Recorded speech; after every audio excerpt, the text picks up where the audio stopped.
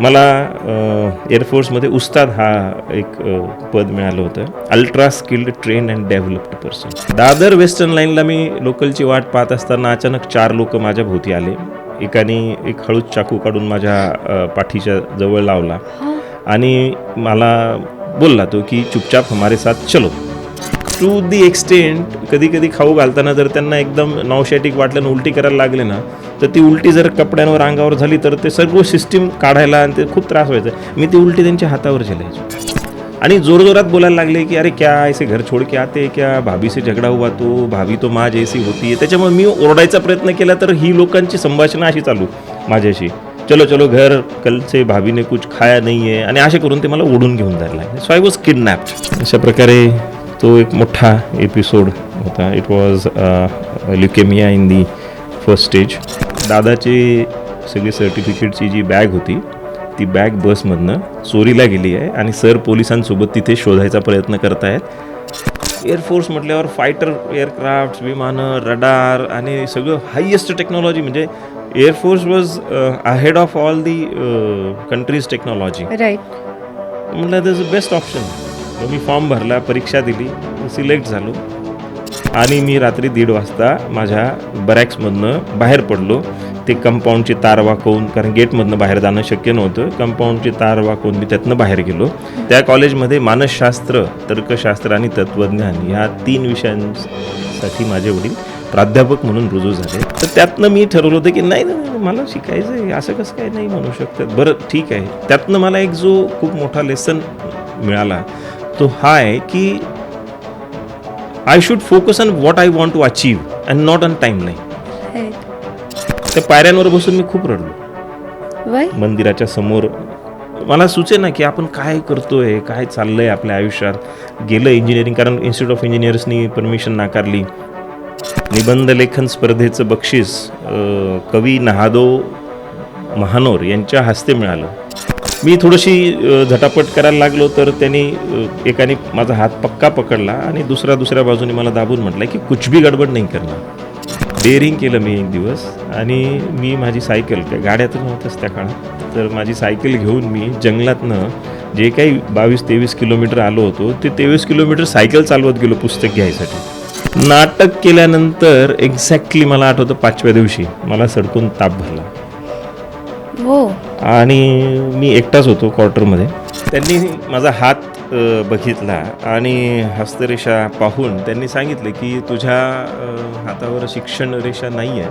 त्यावेळेस असं जाणवलं की व्यक्तिमत्व हा काही भाग नसतो तुमच्या कर्तृत्वाचा. तुमचं कर्तृत्व हे तुमचं व्यक्तिमत्व घडवत असतं. पदोपदी मला ते ज्योतिषाचं ते विधान आठवायचं की तुझ्या आयुष्यात शिक्षण होणार नाही. 22-23 किलोमीटर जंगलात आम्ही प्रवास केला आणि आमच्या युनिटला आलो. कारगिल वॉर जेव्हा डिक्लेअर झालं ना, माझ्या हातात 1.5 वर्ष होतं माझी परीक्षा क्लिअर करायला, कारण टाईम फ्रेम असते. त्या वेळात मी आम्हाला 5 दिवस जेव्हा टायगर हिल कॅप्चर झाली तर त्या क्षणापासून आज तागायत मी माझे विचार मांडायला कधीच घाबरलो. विचित्र घटना घडायला लागल्या माझ्यासोबत, ज्याला लोक भूत वगैरे असं हा प्रकार, paranormal activity. Yes, paranormal activity, exact correct word. तर त्या पॅरानॉर्मल ॲक्टिव्हिटीजचा मला अनुभव यायला लागला आणि तो अनुभव फार निगेटिव्ह होता. फक्त उकडलेली भाजी खायची, त्याच्यात तूप नाही, काहीच नाही. तर ती जिद्द होती माझी. मी खाल्ली. मी 1 वर्ष मी बिगर मिठाचं जेवलो.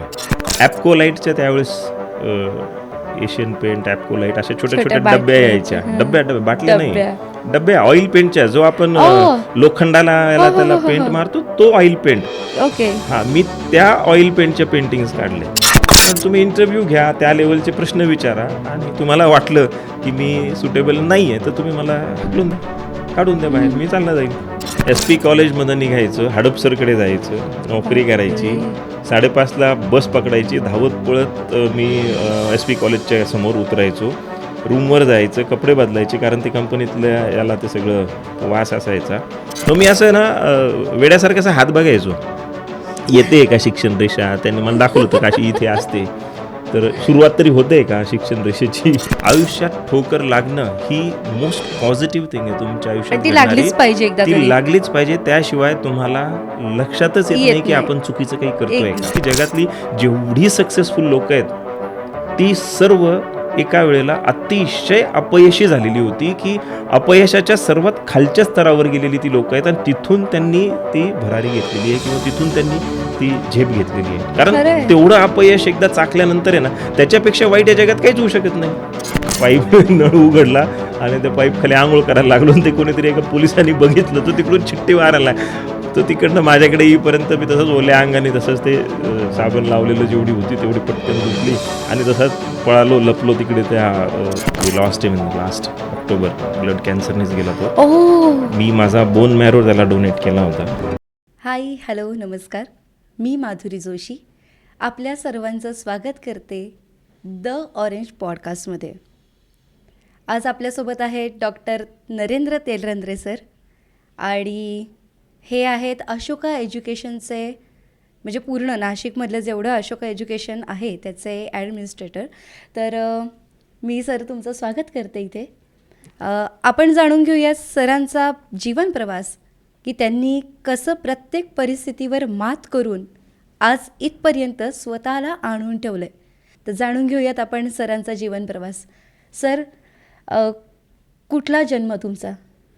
माझा जन्म वर्धा, विदर्भातील वर्धा ह्या शहरातला आहे आणि वर्ध्यातल्या माझ्या जन्मानंतर माझे वडील नोकरीच्या निमित्ताने नाशिक जिल्ह्यातील मालेगाव शहरात आले. मालेगावला MSG कॉलेज आहे, महाराजा सयाजीराव गायकवाड कॉलेज. त्या कॉलेजमध्ये मानसशास्त्र, तर्कशास्त्र आणि तत्त्वज्ञान ह्या 3 विषयांसाठी माझे वडील प्राध्यापक म्हणून रुजू झाले आणि 69 साली आम्ही मालेगावला आलो. बरं. आणि मग त्याच्यानंतर तुमचा जीवन प्रवास, म्हणजे जसं तुमचं शिक्षण पूर्ण मालेगावातच झालं? हां, माझं 10वीपर्यंतचं शिक्षण हे मालेगावात KBH high school, Karmaveer Bhausaheb Hire high school या हायस्कूलमध्येच झालं प्राथमिक शिक्षण 10वीपर्यंत. आणि ते शिक्षण घेत असताना बऱ्याच काही आम्हाला धडे मिळाले आयुष्याचे. बऱ्याच मोठ्या मोठ्या व्यक्तींशी भेटायला मिळालं. आणि आठवणीतली सगळ्यात राहिलेली गोष्ट म्हणजे मला एकदा निबंधलेखन स्पर्धेचं बक्षीस कवी नहादो महानोर यांच्या हस्ते मिळालं. आणि एक कवी कसा असतो, तर आपल्याला कवीबद्दलची एक कल्पना आपल्या मनात असते की कवी हा एक खूप नाजूक असेल, त्याच्या कविता खूप नाजूक असतात आपल्या आणि आपल्या इमॅजिनेशनमध्ये इमॅजिनेशनमध्ये. आणि जेव्हा आम्ही बक्षीस घ्यायला म्हणून पुढच्या रांगेत बसलेलो होतो आणि कवी नाधो महानोर आले आणि धिप्पाड एक उंच रांगडा व्यक्ती, हेच असतील कवी का असं वाटलं. जेव्हा बक्षीस घेतलं, त्यांच्या आशीर्वाद घ्यायसाठी खाली वाकलो, तर त्यांच्या पायात असलेल्या त्या चपला आणि ते सगळं पाहिल्यानंतर वाटलं की अरे हा तर एक शेतकरी व्यक्ती ती वाटत होती. शेक हँड केल्यानंतर त्यांचा तो खरखरीत हात, त्यावेळेस असं जाणवलं की व्यक्तिमत्व हा काही भाग नसतो तुमच्या कर्तृत्वाचा. तुमचं कर्तृत्व हे तुमचं व्यक्तिमत्व घडवत असते. आणि तिथून तो जो धडा होता, त्यांनी जो पाठीवर हात ठेवला आणि त्यांनी सांगितलं की फक्त निबंध लेखनातच का, बाकीच्या स्पर्धांमध्ये पण बक्षिसं मिळवायला काय हरकत आहे. बरोबर. आणि थोड्या वेळाने माझ्या हातात 6 बक्षिसं होती. ती 6 बक्षिसं त्यांच्याच हातून घेतली होती. मग ती चित्रकला स्पर्धेचं होतं, वक्तृत्व स्पर्धेचं होतं आणि वर्गात 2रा-3रा नंबर आल्याचं जे बक्षीस असतं ते बक्षीस, अशी 5-6 बक्षिसं घेतली आणि मग मी त्यांच्याकडे पाहून हसत होतो की तुम्ही सांगितल्यानंतर. आणि मग त्यांनी मला प्राचार्यांच्या, मुख्याध्यापकांच्या केबिनमध्ये बोलवून सांगितले की बाळा, तू जर कष्ट करशील तर आयुष्यात नक्की पुढे जाशील. आणि आजही ती वाक्य माझ्या मनात आहेत की कष्ट केल्याशिवाय पुढे जाता येत नाही. अगदी बरोबर. आणि याच्यावर माझा अगदी ठाम विश्वास आहे. मग लहानपणी अशा बऱ्याच मोठ्या व्यक्तींशी भेटलो. त्यात अजून एक प्रसंग मला आठवतो. एक स्वामी आले होते आमच्या शाळेत आणि त्यांनी प्रश्न विचारला की पांडव किती होते. हं. तर पांडव किती होते हे विचारल्यानंतर सगळ्या पोरांनी 5, त्यातले काही मुलांनी 6 असंही उत्तर दिलं. आणि काही मुलांनी सांगितलं की कर्ण हा पण पांडव होता. आणि मी हात वर केला. आणि मी हात वर केल्यावर म्हटलं की मी नाही कर्णाला पांडव मानायला तयार. पांडव ह्या शब्दाची जर आपण डेफिनेशन घेतली तर ते पांडुपुत्र पांडुपुत्र. असे होते. आणि कर्ण हा कुंतीपुत्र होता. राईट. तुम्ही जर विचारलं असते की कुंतीचे किती पुत्र होते तर 6 म्हटले असते, पण पांडव 5च होते. हं.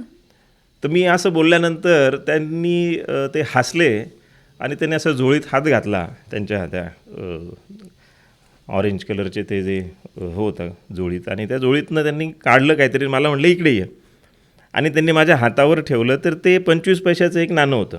आ. ते सांगताना त्यांनी सांगितलं की ही जी तुझी विचाराची दिशा आहे किंवा हे जे तुझं विचार व्यक्त करण्याचं धारिष्ट्य आहे, जी हिंमत आहे, ही कायम ठेव आयुष्यात. क्या बात आहे. तर त्या क्षणापासून आज तागायत मी माझे विचार मांडायला कधीच घाबरलो नाही. क्या बात आहे. की नाही, हे आपले विचार हे मांडलेच पाहिजे. बरं आहे. कदाचित ते सगळ्यांपेक्षा वेगळे असतील पण बरोबर असतील. बरोबर आहे. चुकीचे असतील तर जग सोडूनच देईल. अगदीच अगदीच. पण मग ह्या सगळ्यामध्ये सर मला तुम्हाला असं विचारावं असं वाटेल की ह्यातनं कुठलं क्षेत्र एक्झॅक्ट निवडायचं असं तुम्हाला कधी गफलत नाही झाली?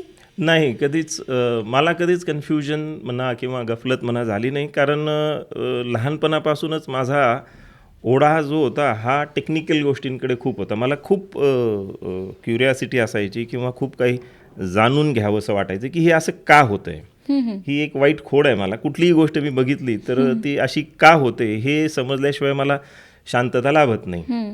म्हणजे मी 9वीत असताना मला आठवतं मी आमचा रेडिओ उघडून टाकला होता की आवाज येतो कसा. तर त्याच्यामुळे मी टेक्निकल लाईनलाच जाणार माझं स्वप्नच होतं की मी इंजिनिअरिंगमध्ये आपल्याला लेटेस्ट टेक्नॉलॉजी शिकून आणि त्यात PhD किंवा डॉक्टरेट करायची. त्याच्यामुळे 8वीपासून मी टेक्निकल हा विषय घेतलेला होता. आणि त्याच्यानंतर त्याच लाईनला इंजिनिअरिंग लाईनलाच करायचं ह्यात मला काहीही कन्फ्युजन नव्हतं लहानपणापासून. म्हणजे 7वी 8वीलाच क्लिअर होतं की I will be learning technology. That's great. तर 10वीनंतर मी डिप्लोमाला ॲडमिशन घेतली. चांगले मार्क मिळाले 10वीला. डिप्लोमाला गव्हर्मेंट पॉलिटेक्निक जळगाव, त्या काळी 1 नंबरचं पॉलिटेक्निक होतं, आजही आहे. आणि तिथे माझा नंबर लागल्यावर मला इलेक्ट्रॉनिक्स करायचं होतं, पण तिथे इलेक्ट्रिकल टेक्नॉलॉजीला नंबर लागला. मी ॲडमिशन घेतली. ॲडमिशन घेतल्यानंतर जेव्हा मला कळलं की वर्गात शेवटून 2रा 3रा नंबर आहे माझा, म्हणजे माझी टक्केवारी एवढी, मी स्वतःला फार हुशार समजत होतो. 81% मिळाले बघ 10वीला. तर पण तिथे गेल्यावर कळलं की माझ्याहीपेक्षा हुशार विद्यार्थी भरपूर आहेत. अरे बापरे. आणि त्या 60 विद्यार्थ्यांमध्ये आपला नंबर खालून 3रा 4था आहे. अरे बापरे. तर खूप जिद्दीने अभ्यासाला लागलो. कारण मला ते खालून 3रा 4था हे काही पचत नव्हतं की आपलं वरून 3रा 4था असेल तर ठीक आहे. पण तो अभ्यास करत असताना काय झालं की एकदा हा फार म्हणजे माझ्या आयुष्यावर इम्पॅक्ट करणारा प्रसंग आहे की एक प्रसिद्ध ज्योतिषी होते, मी नाव नाही सांगणार. त्यांनी माझा हात बघितला आणि हस्तरेषा पाहून त्यांनी सांगितलं की तुझ्या हातावर शिक्षण रेषा नाही आहे. हो. तर तुझं शिक्षण हे अवघड आहे होणं. तुझं शिक्षण काही होणार नाही. तू जेवढे स्वप्न पाहतोय PhD वगैरे करायची, तर ती कदाचित पूर्ण होणार नाही. आणि माझ्यासाठी तो शॉक होता. एक 15-16 वर्षाच्या मुलाला एका प्रथितयश ज्योतिष्याने सांगणं, आणि ते इतकं सिरियसली कोरलं गेलं माझ्या मनावर की यार माझं शिक्षण होणार नाही.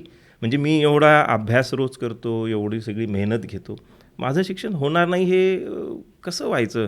आणि मी तर स्वप्न इंजिनिअरिंग, MTech, PhD ह्या सगळे स्वप्न मी पाहतोय. आणि ते विचार चालू असताना प्रगती तर चालूच होती, अभ्यास चालूच होता.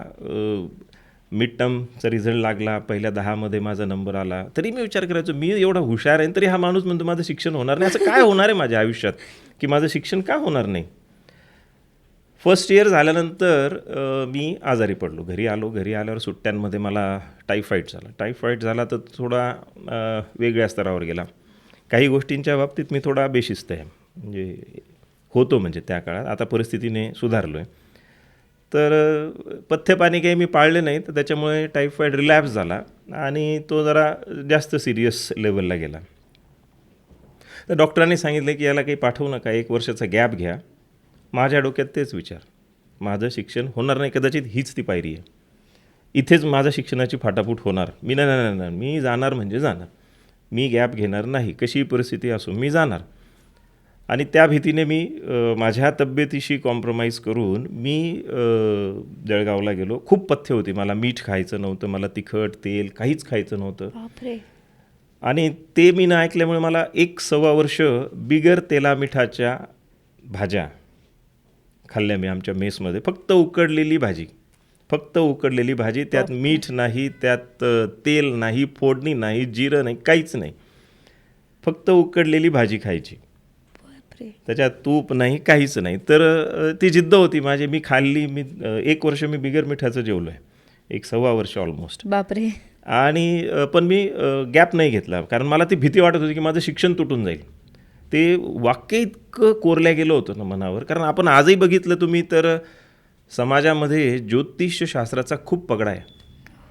बरोबर. आजही सर्व लीडिंग न्यूजपेपरमध्ये तुम्ही जर बघाल तर राशी भविष्य हा कॉलम असतोच आहेच. आणि खूप लोक सकाळी ते वाचूनच घराबाहेर पडतात. आणि तिथे तुम्ही बघा इतकं जनरलिस्टिक लिहिलेलं असतं. आज मला सांगा, एखाद्या राशीच्या किती व्यक्ती असतील? आज जर नाशिक शहराचाच विचार केला तर मेष राशीच्या किती व्यक्ती असतील? सगळ्यांना सारखंच लागू पडेल का हो सगळ्यांच्या आयुष्यात? पण मग आपण त्याचा इतका पगडा जबरदस्त आहे आपल्याकडे. मी अशीही लोकं पाहिलीत की जी 5-5 न्यूजपेपरमधलं भविष्य वाचतात सकाळी. आणि त्यावरनं आता एखाद्यात लिहिलं असेल, आज तुम्ही कुठल्याही कार्याची सुरुवात करू नये, असं काहीतरी लिहिलेलं असेल. आणि आज मी जर काही नवीन करणार असेल तर कदाचित मी मागे येऊन जाईल, एक पाऊल मागे जाईल. आणि खूप इम्पॅक्ट होतो त्याचा. अगदीच. तर माझ्याही मनावर त्यावेळेस तसाच इम्पॅक्ट होता की जे काही घडायचं त्याला रिलेट करायचो की माझं शिक्षण आता डिस्कंटिन्यू होणार. ही इतकी अनामिक भीती बसली होती. घटनाही तशाच घडत होत्या. होता नव्हता 3rd इयर संपलं, डिप्लोमा झाला, चांगले मार्क मिळाले, वर्गात 4-5 नंबर माझा आला होता. त्याच्यामुळे इंजिनिअरिंगला 2nd इयरला ॲडमिशन मिळेल हे अतिशय गणित फिक्स होतं. आणि मी पण थोडा रिलॅक्स झालो होतो की काही घडलं नाही आपल्या आयुष्यात, आपलं इंजिनिअरिंग आता होणार. आणि पुन्हा एकदम भयानक प्रसंग घडला. त्या काळात ॲडमिशन द्यायला, फॉर्म जमा करायला मुंबईला जावं लागायचं. आता आजकालसारखं काही तिथे कॉम्प्युटर नव्हतं किंवा ऑनलाईन ॲडमिशन्स नव्हत्या. फॉर्म भरायचे आणि फिजिकली तो फॉर्म सेंट्रलाइज ॲडमिशन व्हायचे इंजिनिअरिंगचे. 9 का 10च इंजिनिअरिंग कॉलेज होते, गव्हर्नमेंट इंजिनिअरिंग कॉलेज. तो फॉर्म जमा करायला माटुंग्याला जावं लागायचं, Sardar Patel college of engineering असं मला आठवतं अगदी चांगलं. तर कोणीच नव्हतं सोबत. मी वडिलांना म्हटलं कोणी नाही तर काही फरक पडत नाही, मी जाणार. आणि कारण तो शेवटचा दिवस होता अर्ज भरायचा. मी निघालो सकाळी. पंचवटी एक्सप्रेसनी मनमाडवरनं मी दादरला उतरलो. दादरला वेस्टर्न लाईनला आलो. मुंबई अननोन नव्हतं, कारण माझी मावशी त्यावेळेस मुंबईत राहायची, तर तिच्याकडे जाणं येणं असायचं. दादर वेस्टर्न लाईनला मी लोकलची वाट पाहत असताना अचानक 4 लोक माझ्या भोवती आले. एकाने एक हळूच चाकू काढून माझ्या पाठीच्या जवळ लावला आणि मला बोलला तो की चुपचाप हमारे साथ चलो, नाही तो ये अंदर कर देंगे. अतिशय घाबरलो मी, काय समजेना. 16-17 वर्ष माझं वय त्यावेळेस, 18. आणि हातात फक्त एक कॅरी बॅग होती माझ्या, त्याच्यात माझे सगळे सर्टिफिकेट्स फाईल होती आणि अर्ज होता. मी थोडीशी झटापट करायला लागलो तर त्यांनी एकाने माझा हात पक्का पकडला आणि दुसऱ्या बाजूने मला दाबून म्हटलं की कुछ भी गडबड नहीं करना. आणि जोरजोरात बोलायला लागले की अरे क्या ऐसे घर छोड़ के आते क्या, भाभी से झगडा हुआ तो, भाभी तो माँ जैसी होती है. त्याच्यामुळे मी ओरडायचा प्रयत्न केला तर ही लोकांची संभाषणं अशी चालू माझ्याशी, चलो चलो घर, कल से भाभी ने कुछ खाया नहीं है, आणि असे करून ते मला ओढून घेऊन जायला लागले. So I was kidnapped. बापरे. हां, माझं तिथे त्यांनी अपहरण केलं प्लॅटफॉर्मवरनं आणि मला ते बाहेर घेऊन गेले. बाहेर घेऊन गेल्यावर काय झालं की थोडंसं म्हणजे पुलावर गेल्यावर त्यांना तिकडनं एकाने सांगितलं की अजून गाडी आली नाही. सगळे ते हिंदीतच बोलत होते. अभि तर गाडी नाही आई म्हणून ते मला परत खाली प्लॅटफॉर्मवर घेऊन आले. आणि मी बघतोय मला पोलीसवाला कोणी दिसेना, कोणाला ओरडून सांगावं तर तो चाकू मला दिसायचा. असं तो जवळजवळ 1 तास तो ते सगळं नाटक चाललं. आणि 1 तासाने काय झालं की त्यांना तिकडून इशारा केला एकाने की आली आहे गाडी म्हणून मला ते घेऊन निघाले लवकर. आणि त्यात थोडंसं डिस्टन्स क्रिएट झालं. समोरून एकदम अचानक लोकांचा लोंढा आला आणि मग मी त्यांना झटके देऊन पळायला लागलो. असं मग तो पाठलाग जवळजवळ अर्धा पाऊण तास या प्लॅटफॉर्मवरून त्या प्लॅटफॉर्मवर, असा तो खूप पळापळी झाली ती. Somehow I could escape from that situation. मी दादर सेंट्रलला येऊन मग परत कल्याणला आलो. माझ्या मित्राची बहीण तिथे राहत होती, त्यांच्या घरी जाऊन मग त्या जिजाजींना घेऊन मी तो फॉर्म जमा केला. पण त्या गोष्टीचा खूप इम्पॅक्ट, की तिची भीती बसली माझ्या मनात. त्याच्यानंतर मी 15 वर्ष मुंबईत गेलोच नाही. बापरे. तर ती इतकी भीती बसली माझ्या मनात की हे काय माझ्या आयुष्यात म्हणजे. आणि मग 2 दिवसांनी मी तिथे मुक्काम केला त्यांच्या घरी. आणि 2 दिवसांनी घरी आल्यावर मला ते खूप ती जी रनिंग जी झाली, ती जीव घेऊन मी जे पळत होतो, तर मे बी ब्लिडिंग झाला असेल लंग्समध्ये किंवा काय. तर मी आजारी पडलो. भयंकर ताप, आवरक्ताची हागवण सुरू झाली. तर डॉक्टरांनी सांगितलं की याला बेड रेस्टची गरज आहे, सलाईन वगैरे लावून. आणि 7-8 दिवसांनी लिस्ट लागणार होती, यादी लागणार होती. तर वडील म्हटले तू आराम कर, मी जाऊन बघून येतो यादी, आणि तिथे नसेल तर दुसऱ्या कुठल्याही इंजिनिअरिंग कॉलेजला मी अर्ज देऊन येऊन जाईल पुण्यातले. आम्ही ठरवून ठेवले होते त्यावेळेस कॉलेजेस. सकाळी वडील निघाले, बॅग घेतली, माझे सर्टिफिकेट घेतले, आणि अर्ध्या तासातच आमच्या शेजारी डॉक्टर जगताप राहायचे, त्यांच्याच घरी तेवढ्या एरियात त्या काळात एक फोन होता. त्या फोनवर फोन आला की सरांचं मुंबईला जाणं कॅन्सल झालं आहे आणि सर घरी येत आहेत. का घरी येत आहेत? तर बॅग चोरीला गेली बस स्टँडवरनं. त्या बॅगमध्ये माझे सर्व सर्टिफिकेट्स होते. बापरे. ती सर्व सर्टिफिकेट चोरीला गेली. म्हणजे ॲडमिशनचा, इंजिनिअरिंगच्या ॲडमिशनचा प्रश्न तिथे संपला होता. कारण विदाऊट सर्टिफिकेट ॲडमिशन्स कोणी देणार नाही. आणि मी अतिशय वीक असा अर्धवट याच्यात बेडवर पडलेला. त्यात ते डॉक्टर आले आणि त्यांनी सांगितलं, मला वाटलं मला सलाईन लावायला वगैरे आले असतील किंवा इंजेक्शन द्यायला आले असतील. तर ते म्हटले की बाळा तू जरा मध्ये जा, आईला पाठव. मी कसला मध्ये जातो आहे, मला समजेना. मला भीती त्यावेळेस, मला हे विचारच नाही डोक्यात की काही झालं असेल. तर त्यांनी सांगितलं, मी दाराजवळच लपून उभा राहिलो. मला असं वाटलं की मला काही खूप मोठा आजार झाला का काय, कारण रक्त पडतं आहे, असं खोकललं तरी रक्त जातं आहे. तर ते सांगायला लागले की दादाचे सगळे सर्टिफिकेटची जी बॅग होती, ती बॅग बसमधनं चोरीला गेली आहे आणि सर पोलिसांसोबत तिथे शोधायचा प्रयत्न करत आहेत. काही झालं तर येतील दुपारपर्यंत घरी. मला तिथेच चक्कर आली, मी पडलो. त्यांच्या लक्षात आलं की याने ऐकून घेतलं म्हणून. आईचा त्रागा सुरू झाला. फार मोठा शॉक होता तो माझ्यासाठी. तरी वडिलांनी जाऊन प्रयत्न केले, व्हाईस चान्सलरला भेटले, होईल का ॲडमिशन बघा, पोलीस कंप्लेंट. पण त्या काळात एवढी ऑनलाईन सिस्टीम नव्हती. त्यांनी सांगितले की 3-1 महिने तरी लागतील डुप्लिकेट सर्टिफिकेट्स किंवा डॉक्युमेंट्स मिळायला. म्हणजे पुन्हा माझ्या डोक्यात तेच विचारायला लागले की नाही, आपलं शिक्षण संपलं. आपल्याला आपण जेव्हा जेव्हा शिकायचा काही प्रयत्न करू, हे असं काहीतरी होणार आणि आपण शिकू शकणार नाही.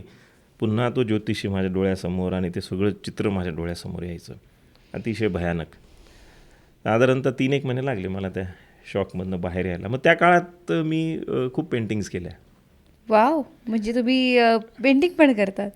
हो, चांगले स्केचेस करतो, पेंटिंगही बऱ्यापैकी करतो. कोणी काही शिकवलं नाही पण करतो. आणि मग ते पेंट वगैरे खूप कॉस्टली, ऑइल पेंट वगैरे असायचे. वडील म्हटले की एवढं आता आपण नुकतंच घर बांधलं, शक्य नाही ते ब्रश आणि ते आणून द्या. तर माझ्याकडे फक्त 2 ब्रश होती आणि ॲप्कोलाईटच्या त्यावेळेस एशियन पेंट, ॲप्कोलाईट अशा छोट्या छोट्या डब्या यायच्या. डब्या बाटल्या नाही, डब्या ऑइल पेंटच्या, जो आपण लोखंडाला याला त्याला पेंट मारतो तो ऑइल पेंट. ओके. हां, मी त्या ऑइल पेंटच्या पेंटिंग्स काढल्या आहेत. बापरे. बरं. 5 रंग घेऊन आलो, काळा, पांढरा, निळा, पिवळा, लाल. आणि त्यांच्यापासून मग ते त्यावेळेस 12-13 रुपयाला ती एक डबी मिळायची. आणि जुने ब्रश होते माझ्याकडे, कारण ब्रशची किंमत त्यावेळेस मार्केटमध्ये 35 आणि 30 रुपये होती. आज जी 350-400 रुपयाचे पेंटिंगचे ब्रश मिळतात. वडील म्हणले ते काहीच नाही, ते एवढं महागाचं काही आपल्याला शक्य नाही, तर तुला तुझं काय करायचं ते कर. मग कॅनव्हास नव्हता किंवा ते पेपर घ्यायचे नव्हते, तर मी भुशाचे हार्डबोर्ड येतात, त्या हार्डबोर्डवर वूड प्रायमर मारून आणि मी पेंटिंग्स केल्या आहेत. बऱ्याच घरांमध्ये त्या पेंटिंग्स आहेत, माझ्या घरीही आहेत. आणि मग त्यात थोडंसं मन रमवलं. 2-1 महिने 3 महिने झाल्यानंतर वडील म्हटले की काय तू आता किती दिवस, कारण डिप्रेशन ते वाढत होतं, जा पुण्याला जाऊन फिरून ये म्हणले. मग मी पुण्याला गेलो. काय करायचं पुण्याला जाऊन, तर भावाच्या हॉस्टेलवर 2-3 दिवस पॅरासाईट म्हणून राहायचं भाऊ, असं त्यावेळेस चालायचं थोडंफार, एवढं काही स्ट्रिक्ट चेकिंग नव्हतं. लहान भाऊ त्यावेळेस पुण्याला 11वी-12वीला होता. तर मला पिक्चरच्या शूटिंगमध्ये त्या काळात ही गोष्ट 87-88 सालाची, तर खूप चित्रपटांमध्ये धोबीघाट दाखवलेला असायचं. तर मुलांशी बोलता बोलता धोबीघाट पुण्यामध्ये आहे हे कोणीतरी बोलले, तर कुठे आहे, मला बघायचं आहे, काय असतो धोबीघाट. तर ते म्हटले जा तिकडे हडपसर रोडला एक आहे धोबीघाट. मग मी बसमध्ये, सिटी बसमध्ये विचारत धोबीघाट बघायला निघालो. तर चुकून 2 स्टॉप अगोदर उतरलं म्हणून पायी जात होतो. तर एक कंपनी होती तिथे, कॅस्को इंडस्ट्रीज नाव आठवते मला. आणि तिथे बाहेर बोर्ड लावला होता की वॉक इन इंटरव्ह्यूज चालू आहेत डिप्लोमाच्या मुलांसाठी. आणि त्या काळात नोकरीचंही खूप टेन्शन होतं, कारण झिरो बजेट नावाचं एक संकल्पना आली होती 87 साली. डॉक्टर श्रीकांत जिचकर त्यावेळेस मंत्री होते. आणि ते झिरो बजेट म्हणजे कुठेही शासकीय कामांमध्ये किंवा ऑफिसेसमध्ये कुठेही रिक्रुटमेंट्स होणार नव्हत्या. तर आमची स्वप्न त्यावेळेस इलेक्ट्रिकल इंजिनिअरिंगची काय असणार, तर MSEB वगैरे अशीच स्वप्न असायची. तर ते सगळ्या रिक्रुटमेंट्स बंद होणार आणि प्रायव्हेट कंपन्यांकडे ओढा जास्त होता. तर मी पाहिलं तिथे, आत गेलो मी, वॉक इन इंटरव्ह्यू. ते म्हटलं फाईल द्या. म्हटलं काहीच नाही माझ्याकडे. अरे पण तू जॉब साठी आला आहे, तर तुझे सर्टिफिकेट्स वगैरे. म्हटलं माझे सर्टिफिकेट सगळे चोरीला गेले. म्हणजे आम्ही कसं समजायचं तू डिप्लोमा होल्डर आहेस. कारण तुम्ही इंटरव्ह्यू घ्या, त्या लेवलचे प्रश्न विचारा, आणि तुम्हाला वाटलं की मी सुटेबल नाही आहे तर तुम्ही मला हाकलून द्या, काढून द्या बाहेर, मी चालला जाईल. पण तुम्ही प्रश्न विचारा त्या लेवलचे, कळेल तुम्हाला की माझं नॉलेज जे आहे ते डिप्लोमाच्या लेवलचं आहे की नाही आहे. आणि चांगला तब्बल 45-50 मिनटं माझा इंटरव्ह्यू चालला. बापरे, बरं. हां, मग त्यांनी पूर्ण घासून पुसूनच चेक केलं मला. आणि लगेच मला सांगितलं की उद्यापासून तुम्ही कामावर रुजू व्हा. क्या बात आहे. आणि धोबीघाट राहिला बाजूला, आणि माझ्या शिक्षणाला स्टॉपेज होऊन मी नोकरी जॉईन केली. नोकरी जॉईन केली तरी शिकणं हा तर हेच होतं फायटर, की नाही असं कसं, तो एक ज्योतिषी सांगतो म्हणून मी का शिकणार नाही. मग मी संध्याकाळचे क्लासेस जॉईन केले. त्यावेळेस मी राहायला सदाशिव पेठेत रूम घेतली भावाला जवळ, कारण भाऊ माझा SP कॉलेजला होता. आणि तिथून ती हडपसर रोडला आमची कंपनी होती, तिथं जायचं. आणि संध्याकाळी कंपनीतनं आलं की शिवाजीनगरला डेटा प्रो म्हणून एक कॉम्प्युटरची इन्स्टिट्यूट होती. तिथे मी डिप्लोमा इन PC आर्किटेक्चर, हार्डवेअरचा डिप्लोमा, ती भारतातली पहिली बॅच होती त्यावेळेसची. 87 साली त्यांनी सुरू केलेला जो डिप्लोमा होता ती पहिली बॅच होती. आम्ही 7च विद्यार्थी होतो. त्यातले काही कंपनी स्पॉन्सर होतो, किर्लोस्कर, टेल्कोमधनं स्पॉन्सर्ड झालेले खूप सिनियर लोक 30-35शीतले, आणि आम्ही 3-4च जण होतो जो विद्यार्थी दशेतले होतो. तर मी तो कोर्स त्या काळात कॉम्प्युटरचा, कारण मला advance technology he always I believed on that, की तुम्ही जर वेळेसोबत काळासोबत स्वतःला अपग्रेड नाही केलं तर तुम्ही मागेच राहाल, कुठेतरी गर्दीत राहाल. पुढे जायचं असेल, गर्दीच्या पुढे राहायचं असेल तर तुम्हाला काळाचा हात धरून पुढे चालावे लागेल. तर तेव्हा मला जाणवत होतं की कॉम्प्युटर हे आपण शिकलंच पाहिजे. तर 87 साली मी कॉम्प्युटरचा कोर्स जॉईन केला, तो diploma in PC architecture and maintenance. SP कॉलेजमधून निघायचं, हडपसरकडे जायचं, नोकरी करायची, 5:30ला बस पकडायची, धावत पळत मी SP कॉलेजच्या समोर उतरायचो. रूमवर जायचं, कपडे बदलायचे, कारण ते कंपनीतल्या याला ते सगळं तो वास असायचा. आणि हे त्यावेळेस ACच्या एन्व्हायरमेंटमध्ये सगळं कॉम्प्युटर्स असायचे. तर मग कपडे बदलायचे, परत यायचं, 4 नंबरची बस पकडायची टिळक स्मारक मंदिरासमोरनं. आणि याला आता सध्याचं संचेती हॉस्पिटल आहे ना, त्याच्यासमोर कुबेरा चेंबर्स आताही आहे. हां, त्या कुबेरा चेंबर्समध्ये आता खाली जे साडीचं दुकान आहे, हां, तिथेच डेटा प्रो इन्स्टिट्यूट होती. तर तिथे त्या क्लासला जायचं. आणि मग क्लास आमचे संपायचे 9:30ला, कधी 10:30ला आमचे क्लासेस संपायचे. मग तिथून चालत चालत मी डेक्कनला यायचो. मग उघडा असलं तर जनसेवात जेवण करायचं, नाही तर मग चालत चालत आपलं SP कॉलेजपर्यंत जायचं. काही मिळालं तर खायचं, नाही तर घरी रूमवर चिवडा ठेवलेला असायचा, चिवडा खाऊन झोपायचं. अशी तो काळ घालवला 1 वर्षाचा. त्या काळात मग डॉक्युमेंट्स वगैरे मिळाले मला 2-3 महिन्यानंतर. मग इंजिनिअरिंग करायचं हे तर फिक्स होतं. इंजिनिअरिंग करायचं, मग MTech करायचं, मग PhD करायची, डॉक्टरेट करायची, हे त्याच लहानपणापासूनचं ते स्वप्न होतं मला. त्या काय असेल ते असो, PhD हे अट्रॅक्शन लहानपणापासूनच होतं. ते काही शास्त्रज्ञांच्या नावांसमोर डॉक्टर लिहिलेलं असायचं ना, ते असं वाटायचं की आपण पण तसं काहीतरी झालं पाहिजे. मग मी वाडिया कॉलेजला गेलो, जिथे पार्ट टाईम इंजिनिअरिंग चालायचं. आणि त्याच वेळेस काय झालं की वर्तमानपत्रामध्ये जाहिरात होती की डिप्लोमा झालेल्या लोकांसाठी इंडियन एअरफोर्समध्ये रिक्रुटमेंट होणार आहे. एअरफोर्स म्हटल्यावर फायटर एअरक्राफ्ट, विमानं, रडार आणि सगळं हायेस्ट टेक्नॉलॉजी. म्हणजे air force was ahead of all the countries technology. Right. म्हटलं दॅट्स द बेस्ट ऑप्शन. मग मी फॉर्म भरला, परीक्षा दिली, सिलेक्ट झालो. आणि रिक्रुटमेंटच्या वेळेस जेव्हा माझी फायनल मुलाखत असते त्या रिक्रुटिंग ऑफिसरसोबत, त्यांनी माझे सगळे कागदपत्र पाहिले, माझ्या अचिव्हमेंट्स पाहिल्या, माझे रेकॉर्ड्स पाहिले. तो म्हटलं की वेडा आहे का तू, कुठं चालला एअरफोर्समध्ये टेक्निशियन म्हणून, you go and get admitted in some good institute, complete your engineering. मी म्हटलं नाही, मला तुम्ही ना काहीतरी वेगळा सल्ला देऊ नका आता, मला जायचं आहे, मला नवीन नवीन टेक्नॉलॉजीसोबत काम करायचं आहे, तुम्ही माझं ओके करा, मला जायचंच आहे. आणि अशा प्रकारे आणि त्यावेळेस मग मी बॉम्बेला गेलो, ते पण 2-2 लोक सोबत घेऊन गेलो. मला इतकी भीती बॉम्बेची की आता रिक्रुटमेंटला कॉटन ग्रीनला त्यावेळेस रिक्रुटमेंट सेंटर होतं, तर तिथे जायचं. तर मी 2 माणसं सोबत घेतले. वडिलांना सांगितलं मी एकटा जाणार नाही मुंबईला. मग ते 2-3 लोक सोबत घेऊन मला त्यांनी ते कॉटन ग्रीनला नेलं, तिथून ते परत सोडलं. आणि मग माझा 21 जुलै 1988ला मी एअरफोर्समध्ये भरती झालो. क्या बात आहे. म्हणजे ही नोकरी सोडून दिली. बरं. हां, पुण्यातली नोकरी सोडून दिली. तिथे मी 1 वर्षात क्वालिटी कंट्रोल इंजिनियर वगैरे झालो. आणि तिथेही खूप चांगल्या अचिव्हमेंट्स केल्या मी. म्हणजे ती लोक मला आजही लक्षात ठेवतात.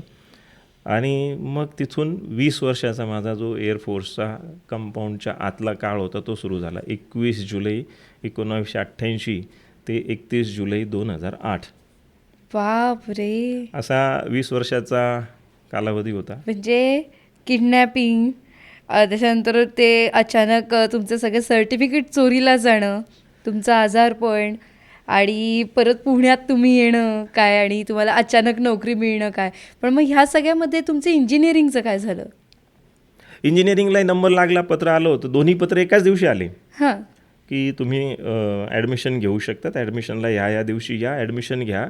आणि त्याच दिवशी इंडियन एअरफोर्सचं पण पत्र आलं की तुमचं सिलेक्शन झालेलं आहे आणि तुम्ही फायनल रिक्रुटमेंट प्रोसेस कंप्लीट करायला कॉटन ग्रीनला या दिवशी रिपोर्ट करा. मग तुम्ही कसं मग केलं? मी काय झालं त्यावेळेस, ती दोन्ही पत्र घेऊन वडील, कारण ती पत्र मालेगावला आली आणि वडील पुणे विद्यापीठाच्या कॉलेजमध्ये असल्यामुळे त्यांचं सारखं विद्यापीठाला येणं जाणं असायचं.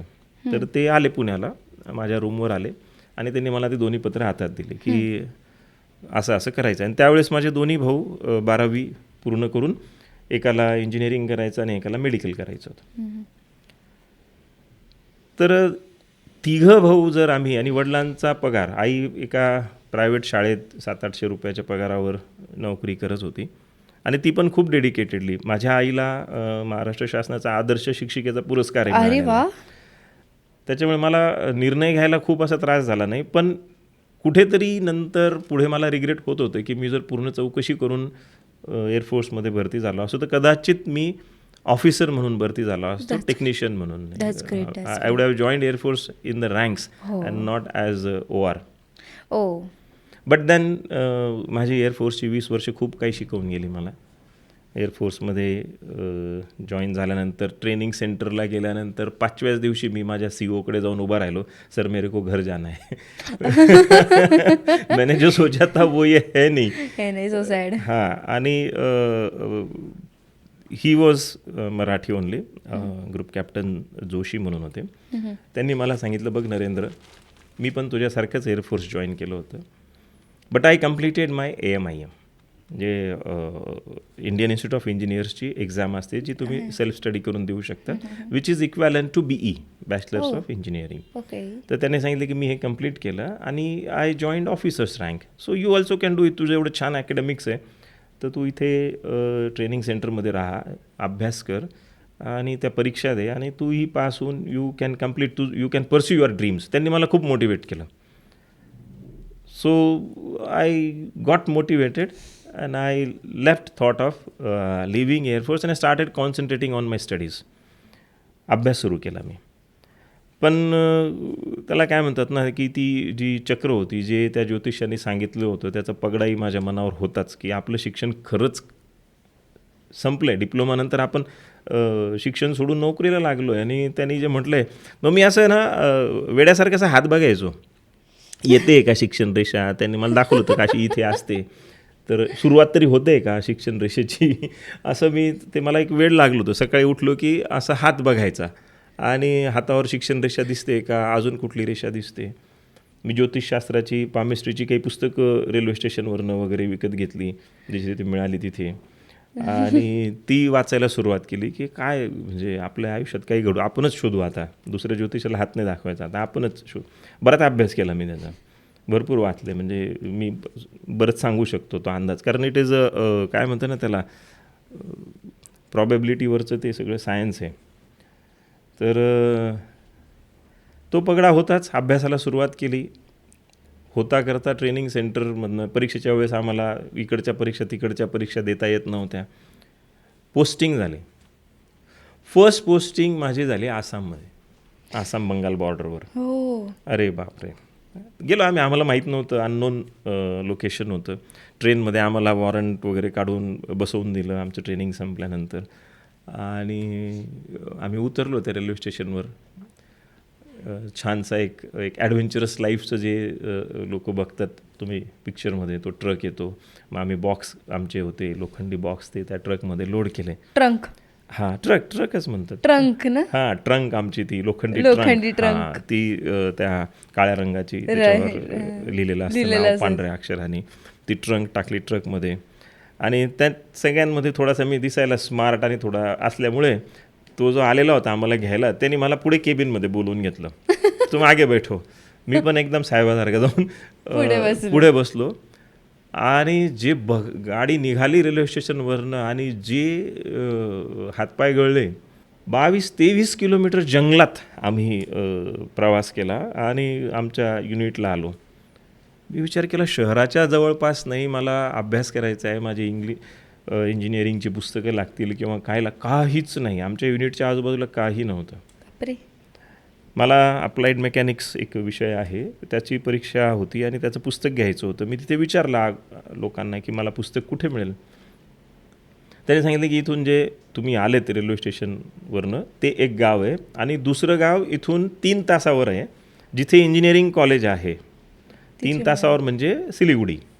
ओके. तर तिथे तुम्हाला इंजिनिअरिंग कॉलेज आहे ना, तर तिथे तुम्हाला पुस्तकं मिळते.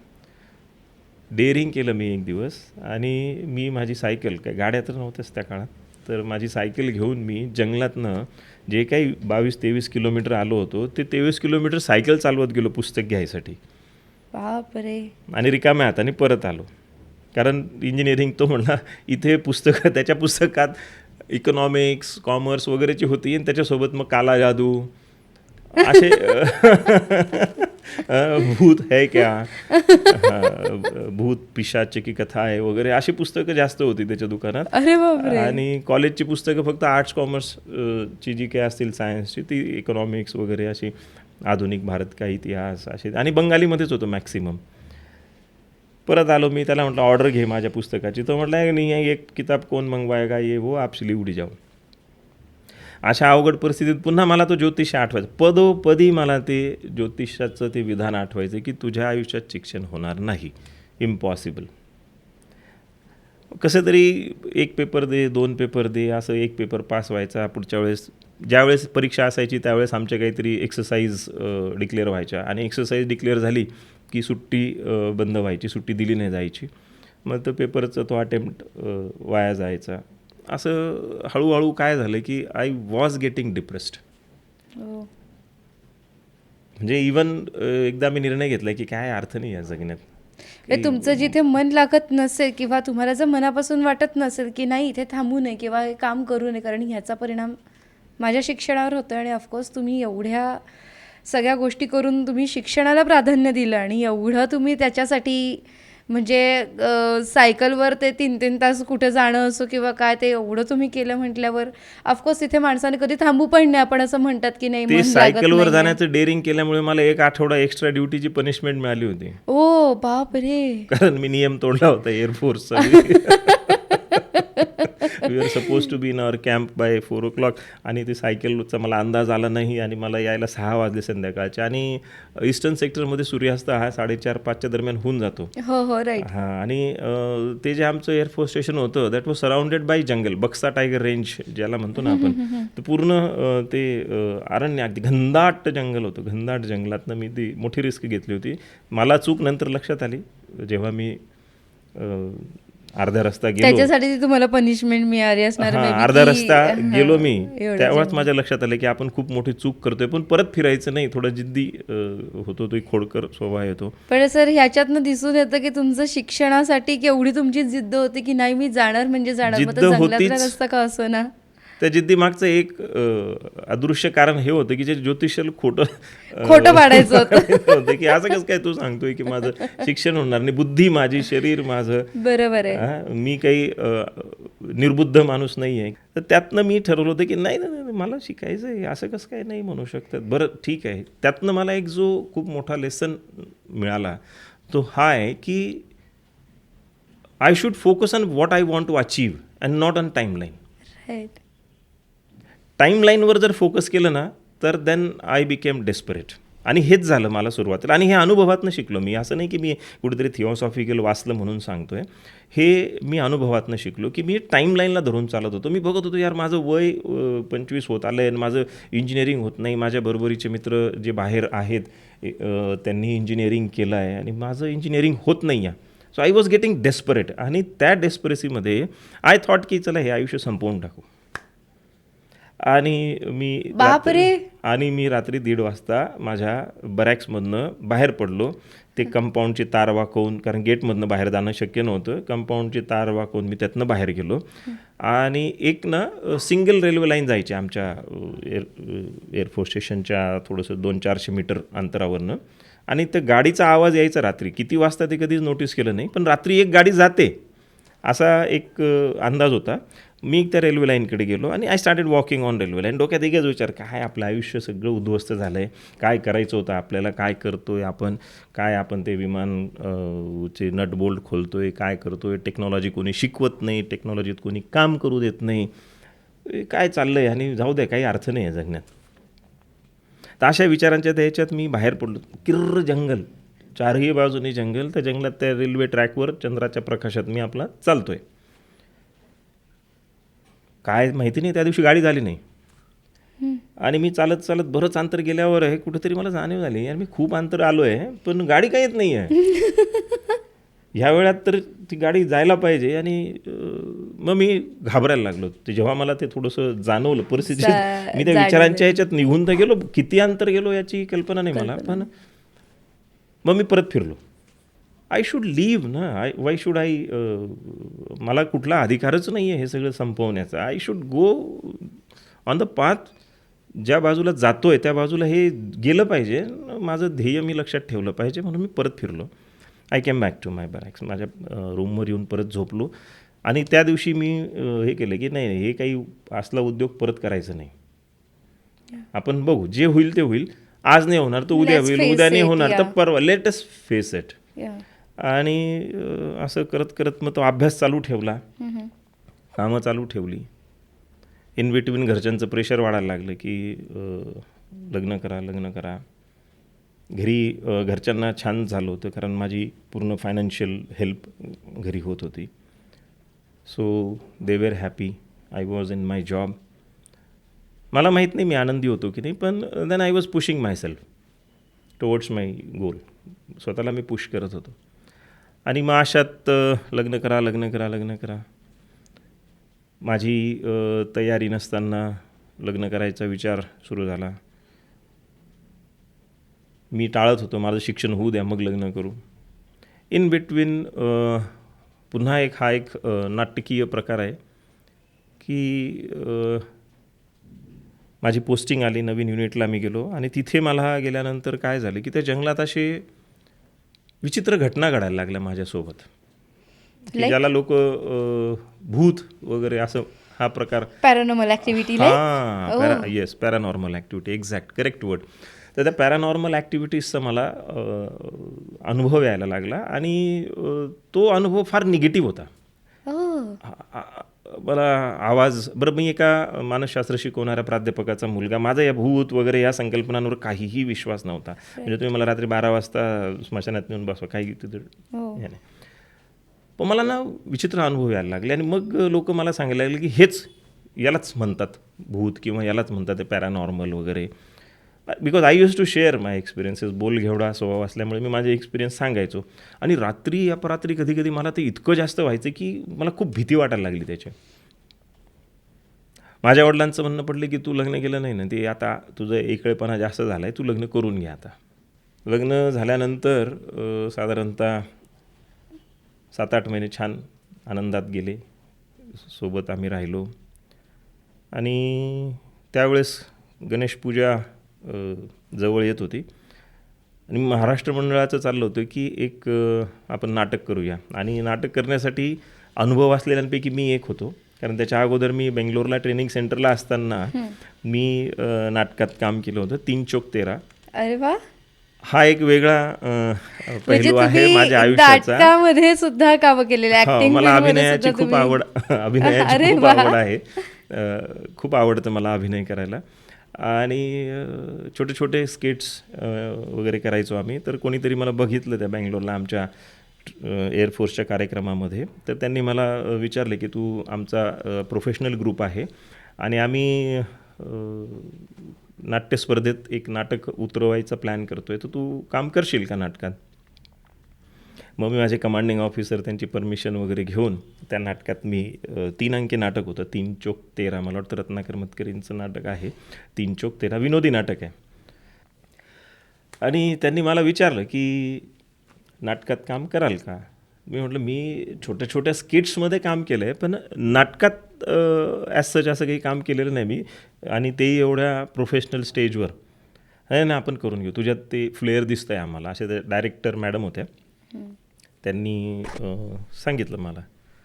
मग आम्ही 3 चोक 13 नाटकाच्या प्रॅक्टिसचा नारळ फोडला. मग ते वातावरण माझ्यासाठी खूप असं ग्लॅमरस नवीन हे होतं. मग ते आतापर्यंत फक्त ऐकलं होतं की प्रॅक्टिसचा नारळ फोडणे काय असतं आणि ते ग्लॅमर वेगळंच एन्जॉय करत होतो मी त्या काळात. सगळ्यात, आणि नाटकातलं सगळ्यात तरुण पात्र मी होतो, त्याच्यामुळे मिळणारं अटेन्शन, तरुण मुलामुलींचं माझ्याकडे असलेला ओढा, माझ्याशी संवाद साधायला मिळणं, हा त्यांना एक छान भाग वाटायचा. मी पण एन्जॉय करायचो ते स्टेटस. नाटक केल्यानंतर एक्झॅक्टली मला आठवतं 5व्या दिवशी मला सडकून ताप भरला. आणि मी एकटाच होतो क्वार्टरमध्ये. माझ्या शेजारच्यांनी मला ॲडमिट केलं रात्री 2 वाजता. आणि तो मलेरिया प्रोन एरिया होता. तो ईस्टर्न सेक्टर जो आहे तिकडे मलेरिया खूप आहे. आसाम, बंगाल या भागामध्ये मलेरिया खूप असतो. असं ताप चिल्ड्स वगैरे असले की ते पहिले मलेरियाची ट्रीटमेंट ब्लाइंडली सुरू होऊन जाते, तिथे वेळ वाया घालवत नाहीत. तर सुरुवातीचे काही दिवस त्यांनी मला मलेरियाची ट्रीटमेंट दिली, पण तरी ते काही कंट्रोलमध्ये येईना. 15-20 दिवस 25 दिवस असेच निघून गेले.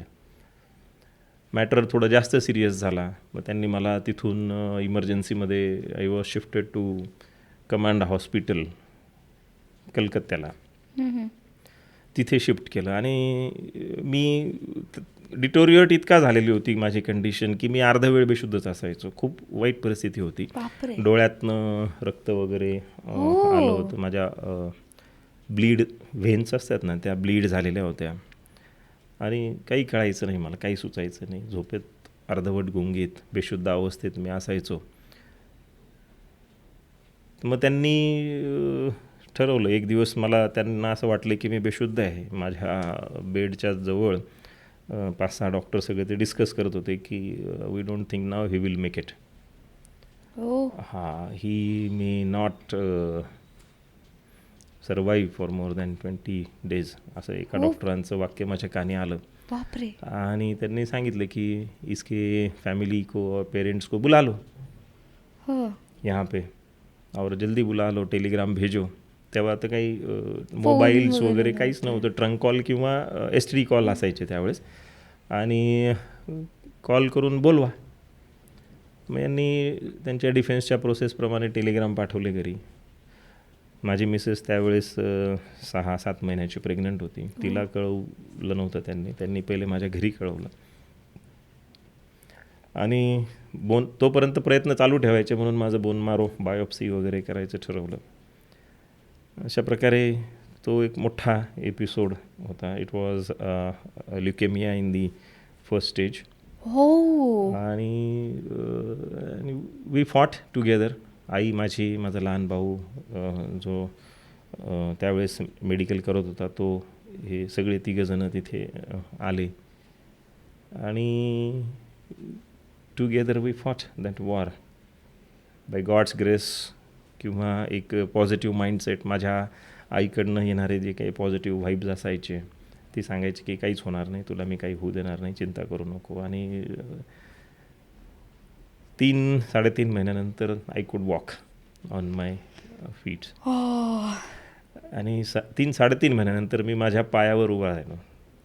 आणि याची जे फक्त 25 दिवस डॉक्टरांनी सांगितलं होतं, जसं आपण मगाशी बोललो 97 सालची ही गोष्ट आहे. आज त्या गोष्टीला झालेत. बापरे. हे मगाशी आपण जे म्हणत होतो की आपला पॉझिटिव्ह ऑरा आपलं अख्खं आयुष्य आणि तो दिवस आणि तो दिवसाचं पुढचे, म्हणजे त्या दिवसावर आपलं पुढचं आयुष्य ठरत असतं. आपण रोज पॉझिटिव्ह थॉट प्रोसेसमध्येच राहायला पाहिजे. राईट. आणि मग तिथून जो मी उठलो तो मग मी परत काही बेड धरलं नाही. धरू पण नाही तुम्ही. आणि ती फाईट चांगली झाली. त्याच्यात माझा भाऊ जो आता नाही आहे या जगात, we lost him in the last October. Blood कॅन्सरनीच गेला तो. मी माझा बोन मॅरो त्याला डोनेट केला होता. त्याचा ब्लड कॅन्सर क्युअर करायसाठी. वी कुड not get success in that. त्या प्रवासात तिथून मग बाहेर आल्यानंतरचं मी आणि अगोदरचा मी यात पूर्ण फरक आहे. पहिलेचा जो मी होतो तो फार कमी बोलणारा इंट्रोवर्ट होतो मी. माझे मित्र खूप कमी होते, खूप कमी मित्रपरिवार आहे. मित्रांमध्ये मी सहसा मिसळायचो नाही, कारण का तर माझे विचार पण मॅच व्हायचे नाहीत त्यांच्यासोबत. मला वाचनाची खूप आवड होती, तर मी मित्रांबरोबर बाहेर फिरण्याऐवजी पुस्तक वाचायला प्रेफरन्स द्यायचो. की मला जर एखादं पुस्तक मिळालं ना, तर मी मित्रांबरोबर बाहेर जायचं नाही आणि पुस्तक वाचत बसायचं. पुस्तक हेच माझे मित्र होते. पण मग ह्या माझ्या सगळ्या त्या 6 वर्ष लागले मला ती फाईट पूर्ण करायला. 6 years आय टूक ट्रीटमेंट. आणि त्या ज्या काही 7-8 महिन्याचा माझा तो हॉस्पिटलमधला स्टे होता, त्या स्टेमध्ये मी आमूलाग्र बदललो. म्हणजे मी जसा पूर्वी होतो तसा मी बिलकुल राहिलो नाही. माझी विचार करण्याची पद्धत बदलली, वागणं बदललं माझं. मी लोकांमध्ये जास्त राहायला लागलो. एकटं राहण्यापेक्षा मला लोकांमध्ये राहणं पसंत करायला लागलो मी, की नाही हे आयुष्य एकदाच मिळालेलं आहे. Drastic change. It was a drastic change. हे आयुष्य एकदा मिळालं आहे ना, तर याचा पुरेपूर वापर झालाच पाहिजे. right. I should not live for myself. Right. There might be few things which I am suppose to do in this world, त्या मी केल्याच पाहिजे. आणि मला जेवढं करता येईल तेवढं मी केलं पाहिजे, आणि लोकांसाठी पण केलं पाहिजे. स्वतःसाठी तर प्रत्येकजण जगतो, आणि तिथून मी माझं खरं सामाजिक आयुष्य सुरू केलं. माझा स्वभाव पहिले खूप भयंकर रागीट, मला सहन होत नव्हतं काही असं विचित्र गोष्टी, खूप चिडून जायचो मी. नंतर मी हळूहळू खूप शांत, माझी मिसेस पत्नी खूप शांत आहे, आणि तिच्यामुळे अजून शांत झालो मी. आणि ते जे शिकवून गेलं मला ते आजारपण, त्याच्यानंतर मला कॅन्सर वॉर्डमध्ये शिफ्ट केल्यानंतर मी जी लाईफ पाहिलं, की खूप कॅन्सरशी फाईट करणारे पेशंट्स त्या वॉर्डामध्ये असायचे. मग मी एकटाच चालता फिरता अगदी ओके झालेला होतो, रिकवर झालेला होतो बऱ्यापैकी, आणि तरी मला सुटका नव्हती. डॉक्टरांनी सांगितलं होतं की अजून 1.5-2 महिने तुला हॉस्पिटलमध्येच आम्ही ठेवणार, बाहेर सोडणार नाही, ट्रीटमेंट चालू राहील तुझी. तर मग मी सिस्टर्सला वगैरे हेल्प करायचो, बाकीच्या पेशंटला जीव घालणे. तिथे काही सैनिक यायचे ज्यांना लेह लडाखला पोस्टिंगला असलेले, ते बर्फ फ्रोस्ट बाईटमुळे गँग्रीन होऊन पाय कापावं लागायचे, हात ॲम्प्यूट करावं लागायचे, काहींचे कॅन्सर्स असायचे, तर ते किमोथेरपीमध्ये खूप त्रास होतो. तर त्यांना मग मी मदत करायचो, त्यांना खाऊ घालणे. म्हणजे टू दी एक्सटेंट कधी कधी खाऊ घालताना जर त्यांना एकदम नॉशॅटिक वाटलं आणि उलटी करायला लागले ना, तर ती उलटी जर कपड्यांवर अंगावर झाली तर ते सर्व सिस्टीम काढायला आणि ते खूप त्रास व्हायचा. मी ती उलटी त्यांच्या हातावर झेलायचो, आणि मी तशीच मग चालत जाऊन तिकडे पॅनमध्ये टाकून हात धुवून सॅनिटाईज करून परत यायचो. तर ते सगळं जेव्हा त्या सिस्टर्स बघायच्या ना, तर त्या म्हणजे एक वेगळं बॉन्ड तयार झालं होतं ते सिस्टर्स आणि ते सगळे पेशंट्स. आणि मी ते लाईफ जेव्हा पाहिलं ना, माझी पूर्ण विचार, मला आता कशाचीच किळस येत नाही. आपल्या चुका समजून येण्यासाठी आपल्याला ठोकर लागणे, आपल्याला कुठेतरी अपयश येणे हे फार गरजेचं असतं. खूप म्हणजे तुम्हाला जर आयुष्यात यशस्वी व्हायचं असेल तर अपयश, आणि तुम्ही बघा ना आजकाल मी तुम्हाला सांगतो की जगातली जेवढी सक्सेसफुल लोक आहेत ती सर्व एका वेळेला अतिशय अपयशी झालेली होती, की अपयशाच्या सर्वात खालच्या स्तरावर गेलेली ती लोक आहेत, आणि तिथून त्यांनी ती भरारी घेतलेली आहे, किंवा तिथून त्यांनी ती झेप घेतलेली आहे. कारण तेवढं अपयश एकदा चाकल्यानंतर आहे ना, त्याच्यापेक्षा वाईट या जगात काहीच होऊ शकत नाही. कॅन्सरच्या फाईटनंतर मग मी माझा दृष्टिकोन बदलला. मी तोपर्यंत ना माझी एअरफोर्सची नोकरी अशी खूप सिन्सिअरली करत नव्हतो. त्यानंतर मी झोकून दिलं म्हटलं हे एवढंसं विमान आहे, या विमानाची टेक्नॉलॉजी काय, पूर्ण शिकून घेतली. मला एअरफोर्समध्ये उस्ताद हा एक पद मिळालं होतं, ultra skilled train and developed person. Wow. Skill level identify करायचे होते. So my skill level was ultra skill. तर that was the highest point which I was suppose to achieve. And then I use to train people. मग मला ती आवड निर्माण झाली शिकवायची, लोकांना ट्रेन करायची, मग ते सॉफ्ट स्किल्स असो, हार्ड स्किल्स असो. पण पॅरलली माझी फाईट चालू होती. कारगिल वॉर जेव्हा डिक्लेअर झालं ना, माझ्या हातात 1.5 वर्ष होतं माझी परीक्षा क्लिअर करायला, कारण टाईम फ्रेम असते. त्या वेळात मी आम्हाला 5 दिवस, जेव्हा टायगर हिल कॅप्चर झाली, आणि टायगर हिल कॅप्चर झाल्यानंतर थोडं वातावरण शांत झालं, पाकिस्तानी सगळे आपण पळवून लावले, आणि त्यांचे सगळे बंकर्स आपल्या ताब्यात आले, सगळं झालं, आणि इट वॉज डिक्लेअर्ड ऑफिशियली की आपण वॉर हे किंवा त्याचे ऑपरेशन विजय आहे ते आपण जिंकलेलो आहोत. मग आम्हाला कळवण्यात आलं की प्रत्येकाला 5-5 दिवस आम्ही सुट्टी देऊ, तुम्ही इतक्या महिन्यांपासून आपल्या कुटुंबापासून दूर आहात, तर तुम्हाला कुटुंबियांना जाऊन भेटायसाठी 5 दिवसाची सुट्टी दिली जाईल. माझ्या डोळ्यासमोर माझी परीक्षा होती, आणि माझे 3च पेपर बाकी होते. म्हणजे मी BE बॅचलर ऑफ इंजिनिअरिंग पूर्ण करायपासून फक्त 3 परीक्षा दूर होतो, आणि माझा तो शेवटचा अटेम्प्ट होता. मला ते 3ही पेपर देऊन पास करणं फार गरजेचं होतं. खूप आम्ही विनंती केली इन्स्टिट्यूट ऑफ इंजिनियर्सला की आम्हाला सेंटर बदलून द्या, हे बदलून द्या. मग मी आमच्या सरांना रिक्वेस्ट केली की सर मला घरी जायला नको, मला 3 दिवस सुट्टी वाढवून द्या, मला परीक्षा द्यायची आहे. पण ते जो शासनाचा आदेश होता त्याप्रमाणे फक्त 5च दिवसाची सुट्टी मिळाली.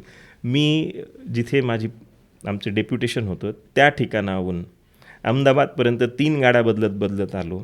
अहमदाबाद हावडा एक्सप्रेसमध्ये विदाऊट रिझर्वेशन बसून मी टाटानगरला कारण सेंटर माझं परीक्षेचं टाटानगरला होतं. बाप रे. म्हणजे एक रात्र एक दिवसाचा प्रवास करून मी अहमदाबादवरून टाटानगरला आलो. बाहेरच्या त्या वॉश बेसिनजवळ न्यूजपेपर टाकून बसून तिथे वाचत पुस्तक वाचत अभ्यास करत आलो. हा एक प्रसंग खूप महत्त्वाचा आहे माझ्या आयुष्यातला. मला माहीत होतं की मला 3 पेपर द्यायचे आहेत, मी एकच पेपर देऊ शकणार आहे. 2 पेपर नाही दिले तर माझं संपलं, मी परत आयुष्यात इंजिनिअरिंग करू शकणार नाही, किंवा मे बी इन्स्टिट्यूट ऑफ इंजिनियर्सने मला जर परवानगी दिली एका वेगळ्या अटेम्प्टची तर ती मी घेईल. म्हणून मी तो पेपर द्यायला गेलो. म्हणजे माझा स्वभावच तसा घडला होता की शेवटच्या क्षणापर्यंत फाईट सोडायची नाही. शेवटच्या क्षणापर्यंत जेव्हा फायनली डिक्लेअर होईल की झाला नॉकआउट गेला आऊट, तोपर्यंत फाईट करत राहायची. माहीत असूनसुद्धा मी तो एक पेपर द्यायला गेलो.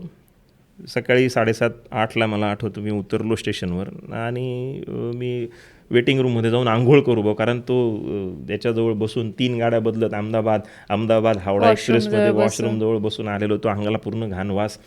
तर तो म्हणून आंघोळ करावी म्हणून वेटिंग रूममध्ये जायला लागलं. तो वेटिंग रूम मला म्हणला की नाही तुमचं रिझर्वेशन नाही आहे, तुम्हाला अलाऊ नाही करणार वेटिंग रूममध्ये जायला, you cannot use waiting room, reservation पाहिजे म्हणलं वेटिंग रूममध्ये. मग काय करावं, तर मला समोर त्या 2 प्लॅटफॉर्मच्या मध्ये पाईपलाईन टाकलेली होती. ते ट्रेनचे ते नळ असतात ना, टाकी पाईप असतात वॉशरूम.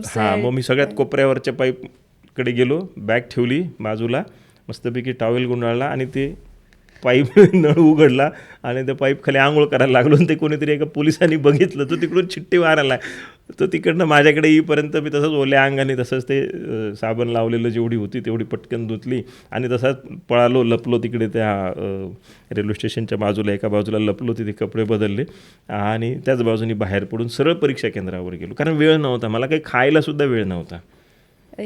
मी काहीही न खाता, काही चहा न घेता मी पहिले पेपर दिला.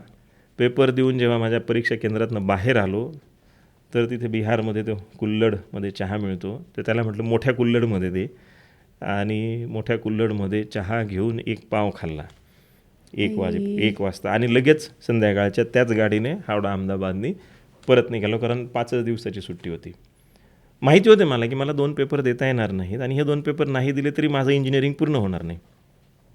पण कुठेतरी एक मी आशा ठेवून राखायचो की मी जाईल, इन्स्टिट्यूट ऑफ इंजिनियर्सच्या ऑफिसला जाईल, मी त्यांना सांगेल, मी त्यांना माझी परिस्थिती एक्सप्लेन करेल आणि त्यांनी परवानगी दिली तर कदाचित माझं इंजिनिअरिंग पूर्णही होईल. तेवढे होप्स ठेवून मी ती परीक्षा दिली. But I did not go to meet my young child. छोटंसं बाळ होतं घरी आणि मिसेस होती, त्यांना भेटायला नाही गेलो मी. नंदुरबारला तर इतकी इच्छा झाली होती की उतरून मालेगावला चाललं जावं, काय होईल 2 दिवस आपल्याला ॲब्सेंट घोषित करतील आणि त्याची पनिशमेंट मिळेल, पण माझं पिल्लू तर पाहून गेल मी.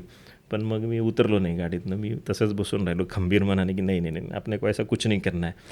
आणि सरळ मी परत माझ्या युनिटला जाऊन रिपोर्ट केला. And then I told my officer, जे टेक्निकल ऑफिसर होते, त्यांच्याशी माझे चांगले रिलेशन, त्यांना सांगितलं मी असा उद्योग केला.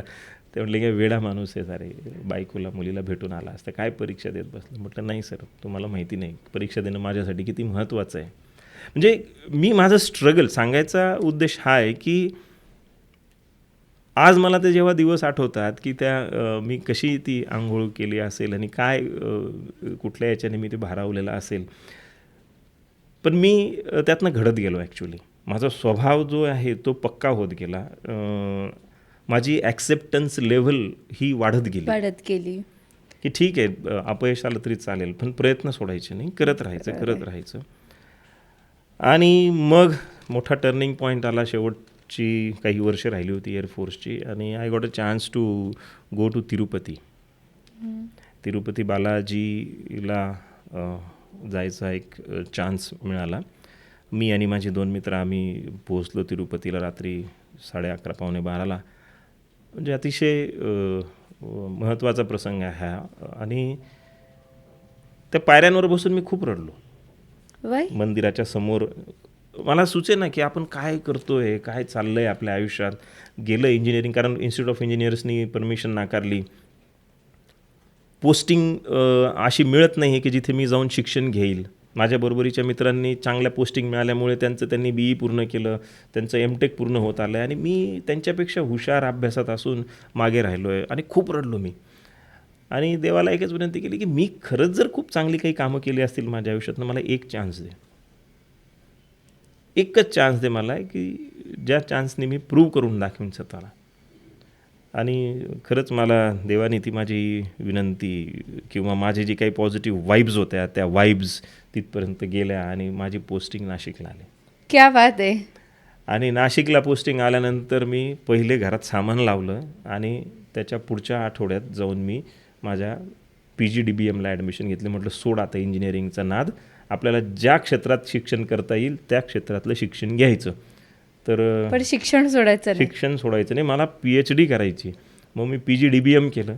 वा. PGDBM करून MMS केलं, मास्टर्स इन मॅनेजमेंट सायन्स केलं नाशिकमध्येच. वाव. आणि मग मी PhDच्या मागे लागलो. तर पुन्हा माझी बदली झाली. देवाने एक चान्स दिला होता. देवाने एक चान्स दिला, मी माझी मास्टर्स डिग्री केली. अँड वेन आय डिक्लेअर्ड माझे मास्टर्सचा जेव्हा रिझल्ट आला आणि मी जो माझ्या वडिलांना सांगितला की बाबा मी 2004 साली, विचार कर, माझी मास्टर्स डिग्री 87ला माझा डिप्लोमा झाला, तिथून 4 वर्ष 91ला माझं इंजिनिअरिंग झालं असतं, 91 ते 93 माझं PG झालं असतं. म्हणजे जे 97-98ला माझी PhD पूर्ण झाली असती ती मी 2004ला केली. ओके. 2004ला माझी मास्टर्स डिग्री झाली आणि मी वडिलांना जाऊन सांगितलं, मालेगावला गेलो मी ओझरवरून आणि सांगितलं बाबा मी PG झालो, आता तुम्ही तुमचं दुःख दूर करा. कारण ते स्वतःला ब्लेम करत होते की माझ्यामुळे या मुलाचं शिक्षण घराच्या जबाबदाऱ्या आणि माझ्यामुळे याचं शिक्षण राहिलं अपूर्ण, ते सर्टिफिकेट चोरीला नसते गेलं माझ्या हलगर्जीपणामुळे, तर हा शिकला असता. मी याला बोललो नसतो की 2 भावांचं शिक्षण कसं करायचं, तर हा शिकला असता आणि यांनी नोकरीचा मार्ग नसता पत्करला. ते स्वतःला ब्लेम करत होते. मी त्यांना सांगितलं की बाबा आता तुम्ही तुमचं ब्लेम करणं बंद करा, तुमचा मुलगा आज पोस्ट ग्रॅज्युएट झाला आहे. शिक्षणाचं महत्त्व काय ना ते तुम्ही मला विचारा. आज मी ज्या पदावर आहे, आज मी ज्या पोझिशनला पोहोचलो, एवढ्या लवकर पोहोचलो, जर मी शिक्षण नसतं घेतलं तर मी कदाचित नसतं पोहोचलो. पण डेस्टिनी जी होती ती मी खेचत त्या दृष्टीने एफर्ट्स करत तिथपर्यंत आणली. मग परत पोस्टिंग आली, तिथे जाऊन ट्राय केला PhDला, नाही झाला, परत इथे आलो. इथे आल्या एअरफोर्स सोडल्यानंतर जेव्हा नाशिकला आलो तर माझ्या हातात पुन्हा पत्र होतं नोकरीचं, चांगल्या पगाराची नोकरी नाशकातल्या इंडस्ट्रीमध्ये मला मिळाली होती. मग मी गेलो, माझे गुरु आहेत डॉक्टर मोरे, त्यांना मामासाहेब मोरे म्हणतात सगळे, महात्मा गांधी विद्या मंदिरचे आता जॉईंट सेक्रेटरी आहेत. मी त्यांच्याकडे गेलो, त्यांना म्हटलं की मला गाईड करा, मला माझं ध्येय आहे PhD करायचं. म्हणजे PhD करायचं असेल तर you come in to academics आणि तू खूप छान शिकवतो, तू इथे लेक्चर्स घ्यायला. मी लेक्चर्स घेत होतो या मधल्या काळामध्ये. माझे MMS झाल्यानंतर मला जेव्हा शनिवार रविवार जेव्हा मला सुट्टी असेल त्या दिवशी मी त्या वेगवेगळ्या इन्स्टिट्यूट्समध्ये जाऊन ते विषय शिकवायचो. तर तू छान लेक्चर्स घेतो, तू you come in to academics, you will become a good teacher आणि PhD पण होईल, विषयांशी जोडलेला राहशील. इंडस्ट्रीत गेला तर PhD होणार नाही. मग माझं ध्येय, मी 8,000 रुपये कमी पगारावर शिक्षकाची नोकरी पत्करली, इंडस्ट्रीची नोकरी जाऊ दिली. म्हटलं त्यांना कळून दिलं मी येऊ शकत नाही. म्हणजे पैसा was not a criteria for me, it was my ambition to complete my PhD. माझ्या नावासमोर डॉक्टर ही पदवी लागली पाहिजे. आणि मग आनंद यायला लागला टीचिंगमध्ये. This is one of the most noble profession. म्हणजे इथे ना मला झोप शांत लागते राहतं. मी कोणाशी खोटं बोलत नाही, मी कोणाचं वाईट करत नाही, जे करतो मी सर्व चांगलंच करतो आहे, समाजासाठीच करतो आहे. त्या समोरच्या व्यक्तीच्या, समजा मी एखाद्या विद्यार्थ्याला रागवलं तरी मी ते त्याच्या भल्यासाठीच रागवत असतो. एखाद्या टीचरला रागवलं तरी ते त्या विद्यार्थ्यांच्या भल्यासाठी त्या टीचरने चांगलं करावं याच्यासाठी रागवत असतो. म्हणजे मी जे करतो आहे ते मी खूप प्रामाणिकपणे करतो आहे आणि मला आनंद यायला लागला. तर मी तोच विचार केला की जर मला या कामात आनंद येतोय ना तर मनी डझंट मॅटर. कामात आनंद हवा, कामात आनंद. जिथे आनंद नसेल तिथे आपण नाहीच काम करू शकत. मन नाही मारून करतात कधी ना, काम खूप नाही. लोक करतात, खूप लोक पैशासाठी करतात, फक्त नोकरी कारण करतात. त्यांच्याकडे दुसरा पर्याय नसतो, त्यांना पैसाच पाहिजे असतो. राईट. पण मग ते आनंदी नसतात आयुष्यात. त्यांच्या आयुष्यात खूप इश्यूज असतात, खूप प्रॉब्लेम्स असतात. आणि आनंदासाठी काम केलं तर तुमच्या आयुष्यात काही इश्यू नसतात. काही तुमच्या खरंय. आयुष्यात प्रॉब्लेम येतच नाहीत खरं म्हणजे. खरं आहे. आणि त्याच्यामुळे दुःख नसतात, आनंदी असतात आणि तुमच्या अपेक्षा कमी असतात. कमी अपेक्षा ठेवल्याने सुद्धा खूप आनंदी राहतो माणूस. You'd expect list, you enjoy most. Right. आणि मग शिक्षण क्षेत्रात मी झोकून दिलं स्वतःला. मग माझे गॉडफादर मला भेटले. त्यांनी मला शोधून काढलं. मला माहिती नाही त्यांनी माझ्यात काय पाहिलं आणि मला त्यांच्याशी कनेक्ट होता आलं. ती ऑफर मिळाली. त्यांनी माझ्यावर जबाबदारी टाकली. एक जबाबदारी टाकली, ती सार्थपणे पार पाडली. दुसरी जबाबदारी टाकली, ती सार्थ. आणि ह्या जबाबदाऱ्या पार पाडण्यामध्ये एका माणसाचा हात कधीच नसतो, हे एक मी सांगतो. तुम्हाला जोपर्यंत टीम चांगली मिळत नाही, तुम्हाला जोपर्यंत चांगली लोकं तुमच्यासोबत काम करायला टीममध्ये भेटत नाहीत ना, तोपर्यंत तुम्ही नाही काहीच करू शकत.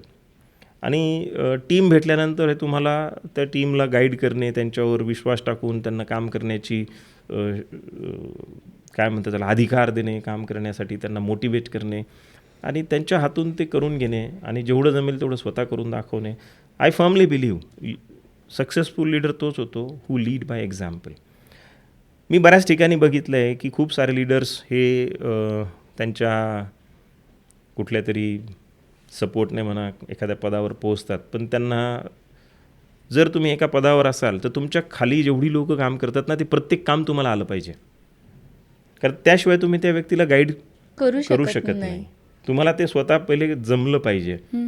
आणि ह्या गोष्टीचा फर्म बिलिव्हर आहे मी, कारण मी एक एक पायरी वर चढत गेलो आहे. मी प्रत्येक काम स्वतः करून पाहिल्याशिवाय दुसऱ्याला सांगतच नाही.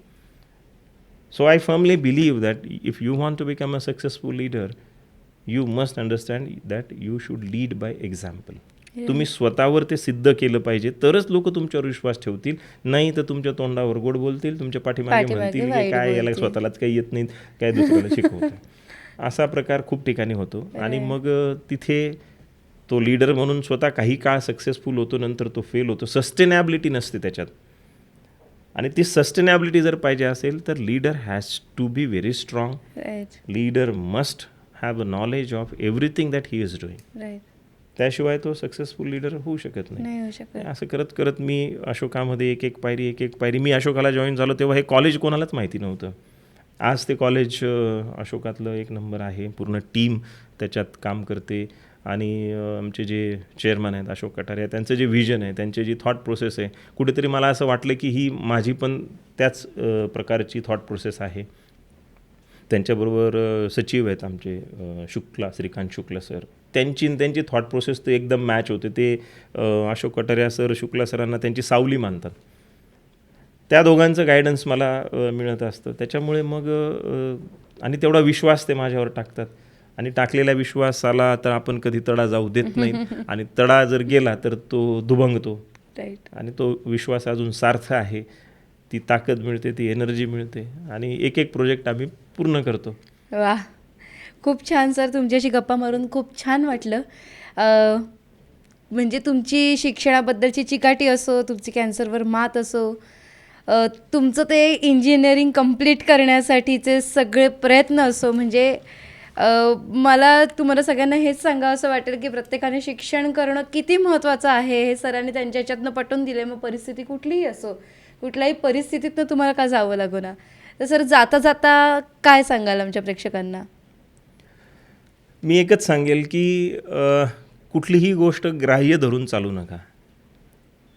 फ्लेक्झिबिलिटी ठेवा. Nothing is permanent in life.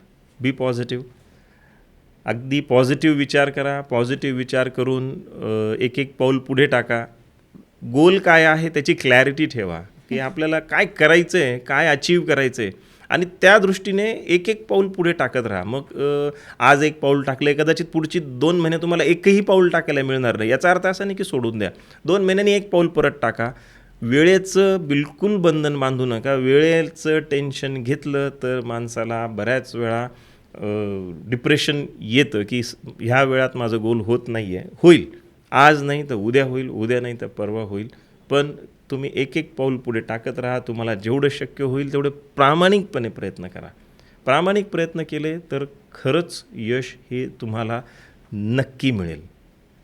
आणि स्वतःवर विश्वास ठेवा. वा, खूप सुंदर सर. खूप खूप धन्यवाद. तुम्ही आमच्या इथे आलात, तुमचं मौल्यवान वेळ आम्हाला दिलात, त्यासाठी खूप धन्यवाद. माझ्याकडनं धन्यवाद. ॲक्च्युली मी असं खूप काही केलेलं नाही मोठं नाही. काम, पण मला बोलवलं आणि माझे विचार माझी बडबड ऐकून घेतली. सर, खूप सुंदर जीवन प्रवास आहे आणि मी तर म्हणेन प्रत्येकाने सरांसारखं व्हावं असं प्रत्येकाने, म्हणजे मी प्रत्येकाला सांगेन की सरांसारखं व्हावं आणि सरांचं एक एक्झाम्पल जसं त्यांनी ठेवले सेट करून सगळ्यांसमोर, की ती लेगसी सगळ्यांनी पुढे न्यावी असं मी सगळ्यांना आवर्जून सांगेल. आणि थँक्यू सो मच. बघत राहा आमचं द ऑरेंज पॉडकास्ट. लाईक करा, शेअर करा आणि सबस्क्राईब करा. धन्यवाद.